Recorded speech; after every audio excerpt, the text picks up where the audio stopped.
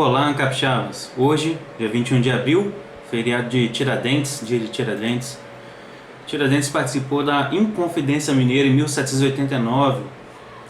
O que seria Inconfidência Mineira? Primeiro, é uma forma pejorativa de se chamar, é uma forma que a coroa chamava eles, a coroa portuguesa, meio que denegrindo a imagem deles como infiéis.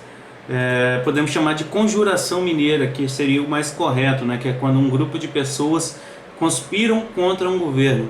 E o que levou essas pessoas a conspirarem contra a coroa portuguesa? Aquilo que todo libertário odeia: impostos. Bom, começou em 1702, quando a coroa portuguesa colocou uma intendência em Minas Gerais para emitir alvarás para a mineração, praticamente isso. Emitir a autorização de mineração. Ali tinha um controle de quantidade de metais que foram minerados, e esse controle era para quê? Para cobrar impostos, o pagamento do imposto sobre os metais que foram minerados ali, que era o quinto dos infernos, né? O 20% que era dado à coroa portuguesa. E nesse período ficou comum a sonegação, o contrabando, fazendo assim com que a coroa aumentasse a fiscalização. O que a coroa fez? Criou uma casa de fundição, onde o metal ali era transformado em barra de ouro. Barra de ouro já com o símbolo da coroa portuguesa e o número de identificação daquela barra. E com isso ela foi e decretou o confisco de todo o ouro que não tivesse aquele carimbo, decretando que a barra dela era comprovada como legítima. Mas de fato a questão não é legitimidade do ouro, a questão é só comprovar que pagou imposto, pagou a parte para a coroa portuguesa. Mas o que aconteceu com esse aumento da fiscalização? É a curva de Laffer, né? Quando você aumenta a carga tributária, aumenta a fiscalização, acaba que diminui sua arrecadação tributária, contraditoriamente, porque as pessoas aumentam a sonegação, aumentam o contrabando, enfim. Então, em 1751, a coroa portuguesa constitui a derrama. O que é a derrama? A coroa portuguesa colocou como meta de arrecadação tributária o valor de 100 arrobas de ouro por ano. E se ficasse abaixo disso a arrecadação tributária, a coroa poderia confiscar o ouro das pessoas. Mas isso aconteceu de fato em uma ocasião que a gente vai falar logo mais. Mas a questão é o seguinte: ela ali colocou o povo contra o povo, colocou aqueles que têm coragem de proteger a sua propriedade, aquilo que veio do trabalho dela, veio do trabalho da pessoa, aqueles que têm coragem de ficar no grupo e aqueles que têm medo por causa do monopólio da força, o monopólio do poder coercitivo do Estado. Esses aqui ficassem em outro grupo e de certa forma motivando esse grupo a denunciar o outro, pois se não tiver a arrecadação, a meta da arrecadação tributária, o ouro desse grupo aqui, que está fazendo tudo legalmente, pode ser perdido, pode ser confiscado. Então acabou criando motivação para o dedo duro, para o X9. E foi exatamente o que acabou com a Conjuração Mineira. Em 1755, houve o terremoto de Lisboa, acabando com a cidade, motivando Portugal a aumentar a fiscalização dos impostos aqui no Brasil. 8 anos depois foi realizada a única derrama, em 1763, sendo que por anos e anos não obtiveram aquela cota, aquela meta da arrecadação tributária, mas não tinham feito derrama em nenhum momento, só em 1763. E a derrama foi fundamental para a Conjuração Mineira, pois vários dos seus líderes estavam endividados com o fisco português. E usaram esse dia, o dia do movimento, foi o mesmo dia que o Visconde de Barbacena, governador da capitania, iria de fato ordenar uma nova derrama. Então, os líderes buscaram com isso a realização do movimento naquele dia, de fato, buscaram ter um apoio popular, um apoio da população que estava descontente com os impostos. Porém, em troca de anistia tributária e criminal, 3 integrantes delataram o plano para as autoridades. Foram eles: Joaquim Silvério dos Reis, que é o mais lembrado, Inácio Corrêa de Pamplona e Basílio de Brito Malheiro do Lago. E isso resultou na prisão dos Inconfidentes. E qual foi a condenação? Bom, foram 5 padres condenados apenas pela igreja, 3 pessoas que morreram na prisão, 6 pessoas inocentadas, 1 pessoa condenada ao trabalho forçado, 8 condenados ao degredo, que é quando você é obrigado a sair do seu país, e 11 condenados à morte. Mas não era só o Tiradentes? Não, 11 foram condenados à morte. Só que 10 conseguiram a clemência real. Aí tiveram transformado suas condenações de morte ao degredo, e apenas Tiradentes realmente foi enforcado e esquartejado. Há uma teoria de que ele fugiu para a França, mas nada de comprovação dessa teoria. E para servir de exemplo, a coroa portuguesa fez Tiradentes desfilar nas ruas da capital, naquela época Rio de Janeiro, e sendo enforcado em praça pública, depois até esquartejado. Falam que a cabeça dele foi posta numa estaca, enviada para Vila Rica, hoje Ouro Preto. Falam que destruíram a casa dele, jogaram sal na casa, que inclusive amaldiçoaram seus condescendentes, o que naquela época tinha muito valor, acabava gerando um certo preconceito, já que a população era bem religiosa. Enfim, mas o que fez Tiradentes se tornar o patrono da independência do Brasil, sendo que ele nunca lutou pela independência do Brasil? A luta dele era pela secessão de Minas Gerais. E dentro do grupo ali dos Inconfidentes, alguns apenas queriam a troca da coroa de Portugal para o Brasil. Vale lembrar que na nossa história tivemos vários movimentos de secessão. Sobre a secessão, ela é um ponto muito importante para os libertários, que merece muita atenção, por isso eu vou deixá-la em outro vídeo. Mas o que tornou Tiradentes o patrono da independência do Brasil? Bom, em 1889, com a proclamação da República, passou-se a ter uma necessidade de criar uma identidade nacional, e dessa vez republicana. Não poderia ter ali como símbolo da independência do Brasil o Dom Pedro, que era o monarca. E naquele período, Campos Salles foi o primeiro ministro da Justiça e quarto presidente do Brasil.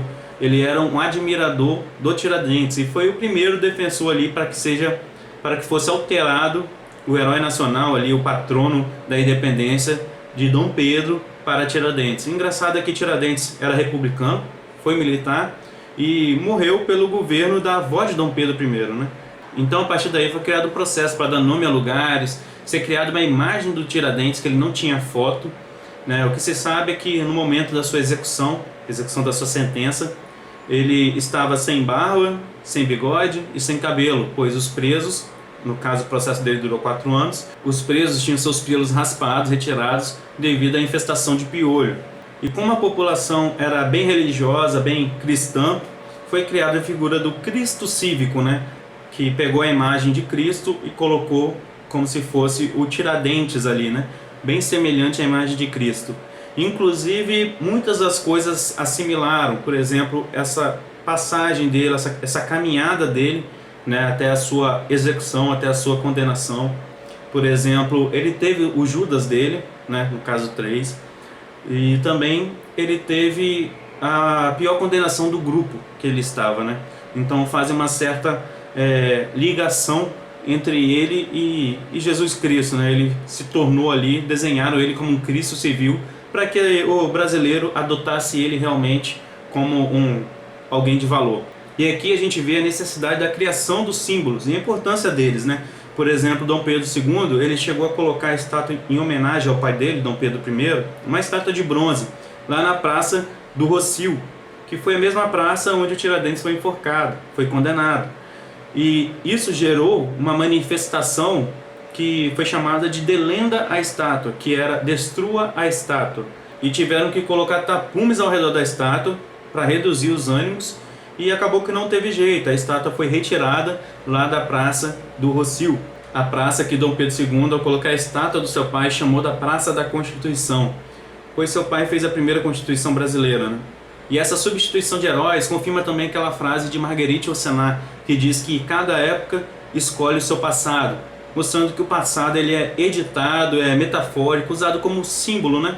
E uma das utilizações de Tiradentes como símbolo de liberdade, que ficou mais contraditória, foi nos anos 70, né? Os anos do governo militar, onde se apresentavam peças de teatro como Tiradentes se rebelando contra aquele governo. Mas Tiradentes é o patrono do exército militar e ele estaria se rebelando contra o exército militar.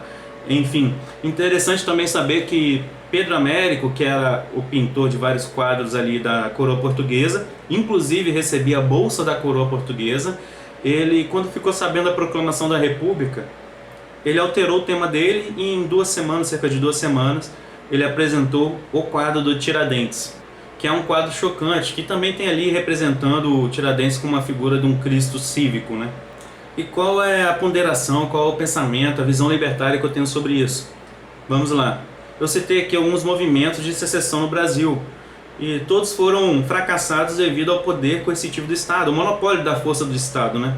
E isso hoje já não existe tanto assim quando se tem a possibilidade de impressão de armas em impressora 3D.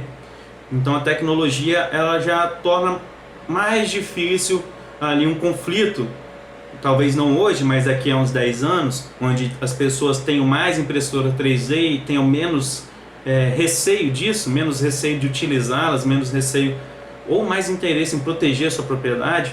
Vale lembrar que em Canudos eles lutaram contra o exército brasileiro várias vezes e usando instrumentos fracos contra armas de fogo, e ganharam várias vezes, né? Então, contra uma população armada seria algo muito mais difícil, né? É a questão do porte de armas americano, né? Para você se defender de um governo tirano. Então seria praticamente isso. E também tem a questão da proteção da sua riqueza, a forma que você hoje tem do governo não confiscar aquilo que é seu. Mesmo se você não contribuiu, enfim, se você não pagou imposto, não deixou ser roubado, o governo não consegue confiscar aquilo que é seu quando está na sua criptomoeda, no seu Bitcoin, dentro da sua carteira pessoal. Inclusive tem aí a questão do Daniel Fraga, né, que foi condenado, perseguido pelo governo. O governo tentou pegar a propriedade dele e não conseguiu porque estava em Bitcoin. Acho que deixou R$5, coisa assim, dentro da conta bancária, só para dar um trabalhinho burocrático para o governo. Ele está sendo perseguido? Está sendo, mas como diz o Lacombe Laos, amigo dele, está vivendo e está bem. Ou seja, você consegue sair do seu local com toda a sua propriedade e conseguir viver em outro lugar de forma, de certa maneira, segura. Você consegue viver, né? Lógico que tem os problemas ali de você estar sendo procurado, mas há uma possibilidade disso. E eu digo o seguinte, que se alguém criar um aplicativo onde é seguro, é fácil você sonegar, você fazer suas transações e ficar proprietário realmente do seu patrimônio, ninguém poder roubar ele, as pessoas vão utilizá-lo, seja comunista, seja socialista, qualquer um vai usar desse aplicativo. Então o principal não é passar a mensagem libertária, ao meu ver. Devemos lutar para passar? Sim, estou aqui para fazer isso inclusive. Mas o principal é tornar lucrativo as pessoas terem atos libertários, né? Porque o lucro é um grande motivador do ser humano. Por esse vídeo é isso, um forte abraço, até a próxima.